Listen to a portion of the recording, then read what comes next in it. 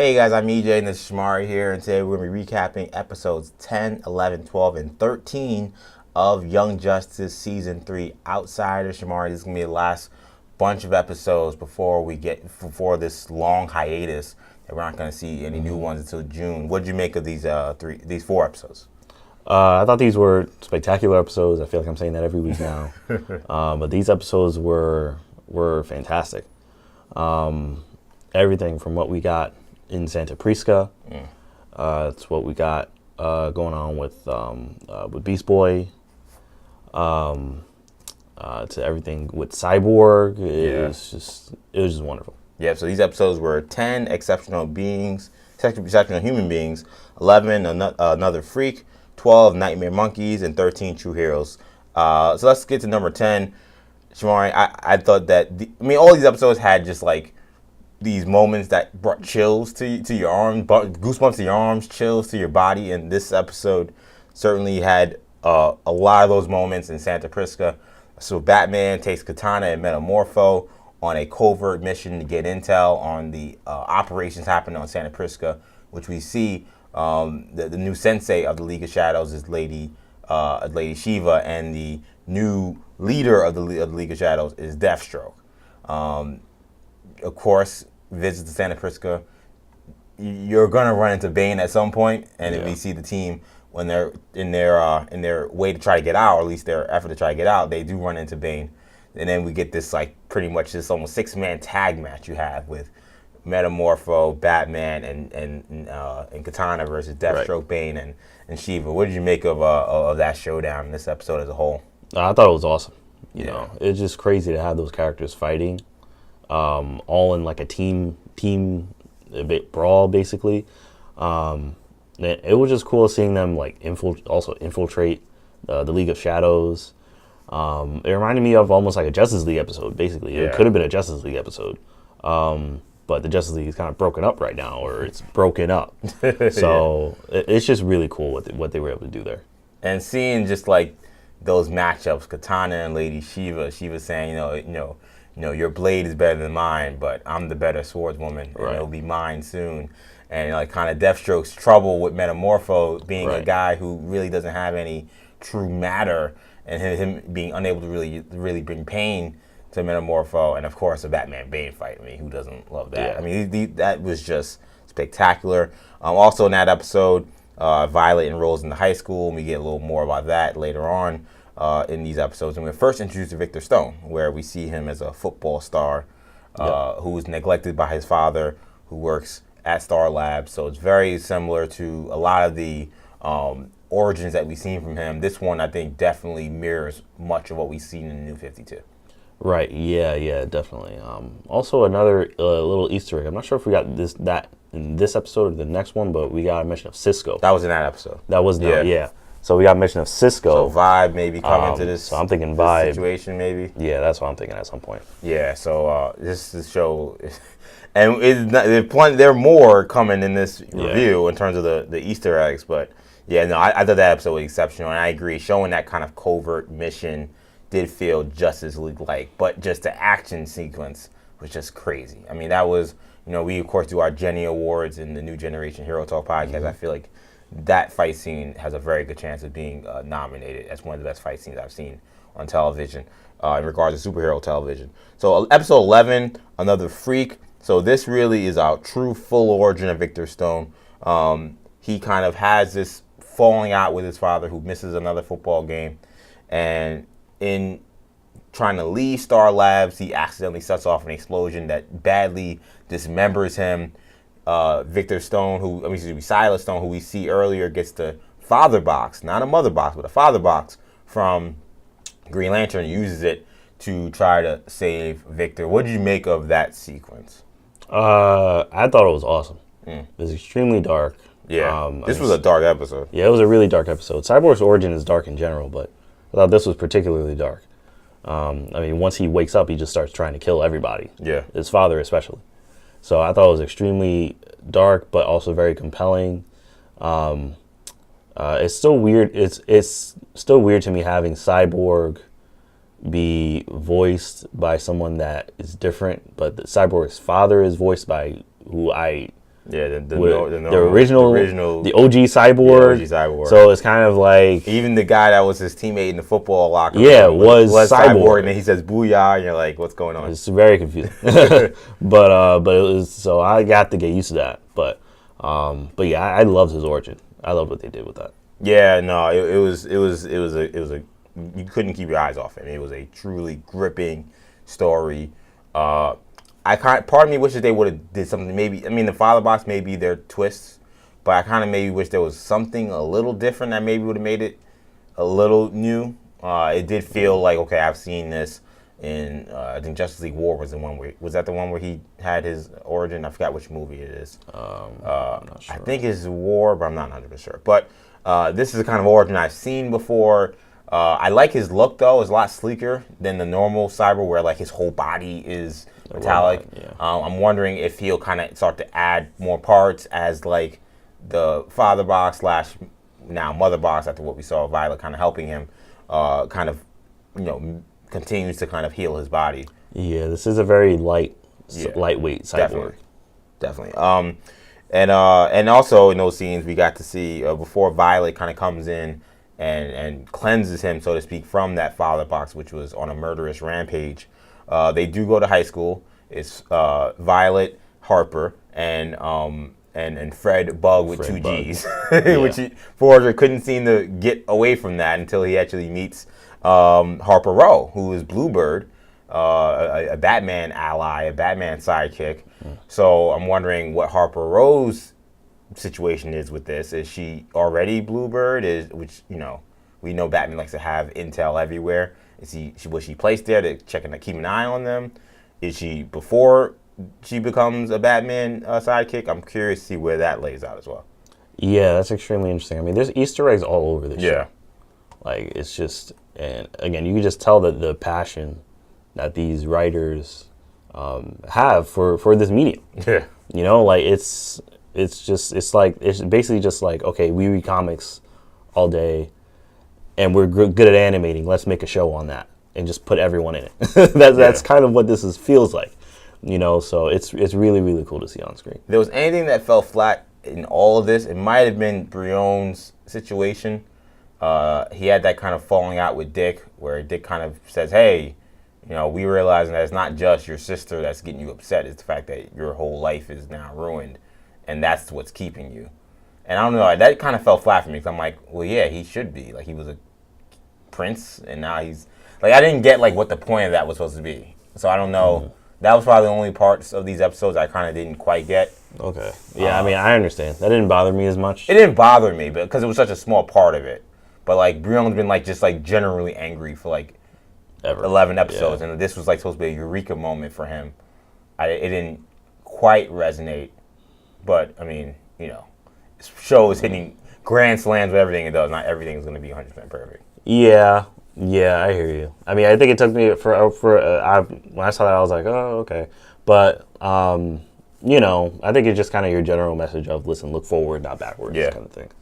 And then the 12th episode, which I thought 11 was dark. I think the 12th episode was darker than the 11th episode, and it's trippy. I mean, it's our first full Beast Boy episode. We kind of learn what his whole situation is. We've been seeing these like weird interludes. The only way I can describe them throughout the season, where you see Gar in his acting role playing some sci-fi hero, so to speak, similar to like a Star Trek almost. Yeah. We know now he's dating Queen Perdita, who we were introduced to in the last season. Mm-hmm. But he's taken on this psychological trip after we learn that the good goggles aren't quite so good. They're doing nefarious things, trying to get metahumans to certain sites so they could be taken over and trafficked. We understand now where Granny Goodness's role plays in this. But he goes on a complete trip. Apparently the monkey god kind of saves him from going to that metahuman site, but in doing so kind of shuts down his mind and puts him in some really dark places. We learn not only, obviously, the deaths of the fellow members of Young Justice, Wally West, Tula, and even Jason Todd and Blue Beetle are still weighing on him. We learn that he was then adopted by after his mother was tragically killed, falling, craning off of a cliff.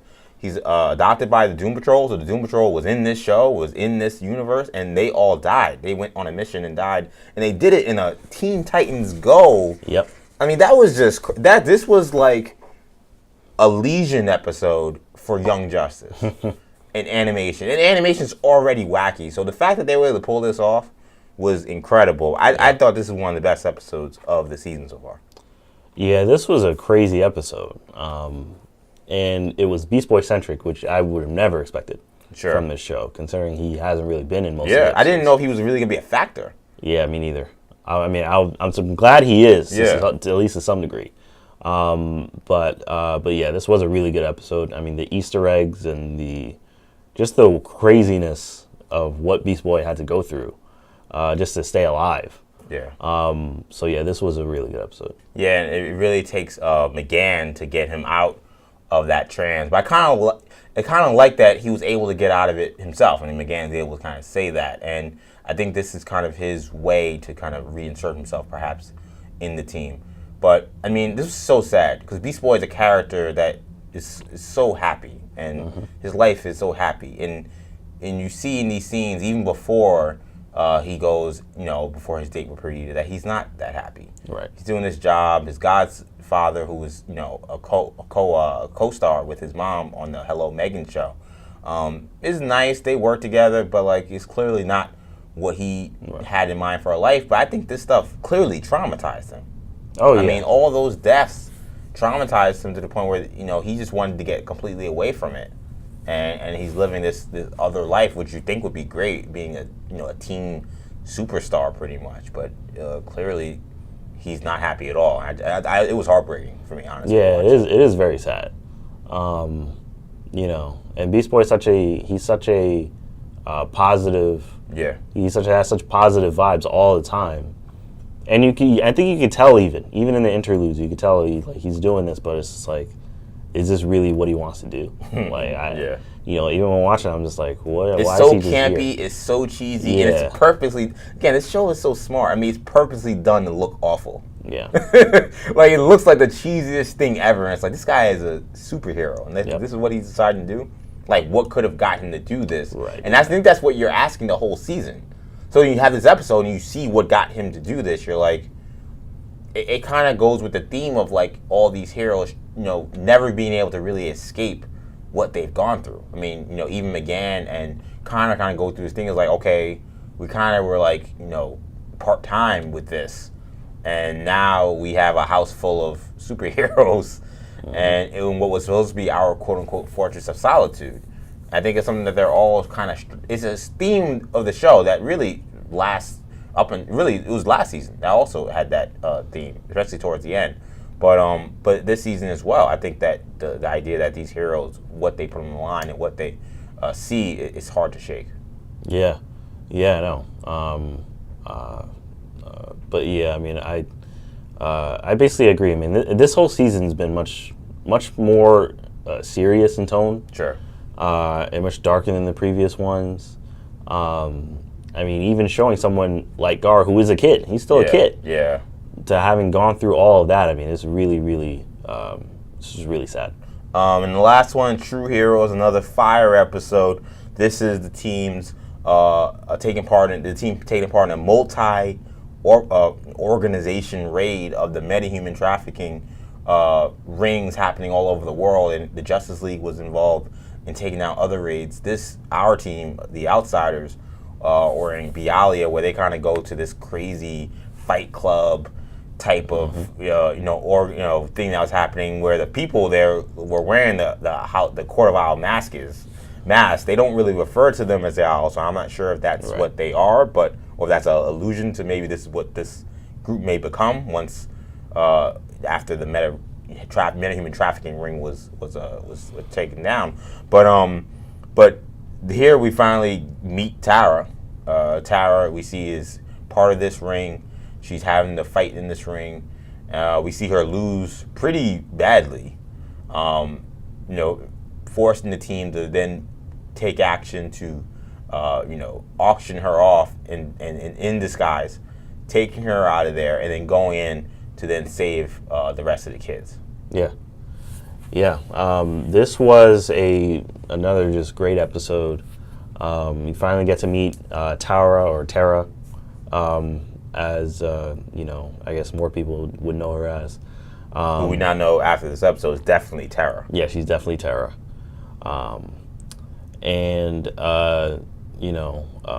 She's so far she's okay. I mean, we know that she is a mole. Yeah, that was basically confirmed. With Deathstroke, the secret message to Deathstroke saying I'm in. Yep, secret message to Deathstroke. So we know that is happening. I mean, the episode itself was just great. I mean, the character interactions are always great between the team. Yeah, I mean, you have Forager on Bioship. That Bioship was awesome. I mean, you got even Icicle and Superman, Icicle Jr. and Superboy, Superboy, kind of reminiscing, and stuff. I love that too, because again, like the life of a superhero and supervillain, like even they know, like it's almost like a job. Yeah. So it's like, oh yeah, we're fighting, and yeah, we kind of have like Icicle's trying to kill him, but it's like, oh no, but we're cool. Like, we've interacted. Like, I'm happy that you and McGann are engaged. Like, even that was like crazy. Yeah. And I mean, and I also love that team of Nightwing, Black Lightning, Tigress, and Connor. I love that team up. Yeah. And their stealth suits. Yeah. So it was just a really cool episode. Great action. And I'm sad that there's this really long hiatus. Yeah. But I thought it was an awesome Do you think episode. that there's any other kind of thing at hand with the Terra thing, or is this straightforward, a Judas contract type of situation? Especially by the end, when you see her with Cyborg and Brion, it looks like the Teen Titans. Like, they look like they could be a Teen Titan group, and that this could be the exact people she's going after and gonna hurt. When you say something going on, what do like, is there any kind of way where this is not going to be just like down the middle with Judas contract? Is there going to be any kind of difference in the story that's going to be significant that won't be predictable? Because so far this has been a little predictable. Yeah. It's not bad. It's been great. I'm just saying in regards to this character. We know what this character is about. I have no idea. I mean, with these writers, you really never know. Yeah. I mean, we all know. I mean, I would predict it'd be some kind of inner conflict, blah blah blah. I mean, I think it could still be great even if it goes down that route. Yeah. But that's what I expect. Yeah. I mean, I think so too. But I agree with you. The writers are unpredictable. This show, they're very bold. Yeah. They've taken bold action all season. And I mean, there's this whole metahuman trafficking thing. I mean, they have so many different storylines going on at the same time. Yeah, I feel like it can't be exactly the same. Yeah, exactly. And I think that this is kind of, just like Aqualad was kind of their mole, and we saw him take their operations. I think this might be kind of a not payback, but like just like, okay, we saw what you guys did and how effective that was. Watch what we do. So right, that's true. Keep an eye out on that. What do you guys think of these last 4 episodes? What do you think? What you're going to see in the second half of season 3 of Young Justice? Leave a comment on this video. Make sure you like this video, subscribe to our channel, New Generation Media, and make sure you check out our podcast, New Generation Hero Talk. We are on iTunes, SoundCloud, Stitcher, and now the TuneIn app. So check that out. So for Shamari, I'm EJ. Peace.